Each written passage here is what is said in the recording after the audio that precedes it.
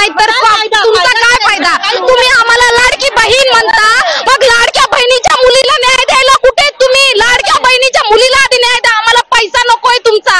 तुमच्या 1,500 काय होणार नाही, आमच्या लेकरांना तुम्ही न्याय द्या. आम्ही या प्रशासनाच्या भरोशावर आमचे लेकरं सोडतो आणि काम करतो बाहेर जाऊन. आणि जर आमचे लेकरं सुरक्षित नसेल तर आम्ही काम तरी कशासाठी करू? आम्हाला नकोय तुमची लाडकी बहीण योजना, नकोय. आम्हाला न्याय द्या, आमच्या मुलांना सुरक्षित ठेवा, आमच्या मुलींना सुरक्षित ठेवा. नाहीतर आम्हाला आमच्या मुलींना घराच्या बाहेर काढताना एक क्षण विचार करावा लागेल की बाबा माझी मुलगी सुरक्षित आहे का?